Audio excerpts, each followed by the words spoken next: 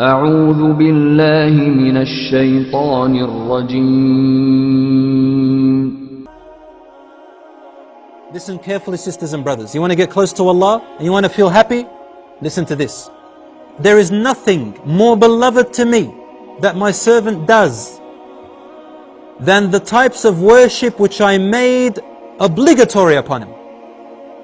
Fard, the hijab, the 5 daily prayers, the fasting. See that it's fard, you must do it, and I punish you for not doing it. Allah says, these are the most beloved acts to me than anything else in the universe. That's why I made them fard upon you, because I love them. That's how you stay close to me. And that's why I made a punishment, because I refuse for you to go away from me. I refuse to lose you to the shaitan. So I made it compulsory. Then he said, وَمَا يَزَالُ عَبْدِي يَتَقَرَّبُ إِلَيْ بِالنَّوَافِلِ. And my slave keeps coming closer to me with voluntary work. Things that he didn't make compulsory, but you do them out of your own goodwill. Sunnah prayers, dhikr prayers, helping Muslims, making dua, saying a nice word to someone, smiling to your wife, assisting your wife, feeding your children. Even if you are a man, you get up in the morning, feed your children. This is worship. My servant keeps coming closer to me with these voluntary acts. حَتَّى أُحِبُّهُ. Until I begin to love him. فَإِذَا أَحْبَبْتُهُ. And when I begin to love her, I become her ears that she hears with, her sight which she sees with, her hand which she touches with, or his legs which he walks with, or which he stands on, supports himself with.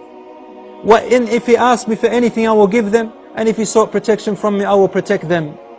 You know what it means to be your ear, your hearing and your sight and your hand and your support? It means that your ears suddenly, you'll feel like your ears only want to listen to good things. You know, pop music, Islam forbids it, right? And we know why. Your ear once used to love listening to it. When you start doing these compulsory things, and then you start doing good acts, charity and all that stuff, suddenly without anyone telling you, your heart begins to hate listening to that stuff, and you don't know why.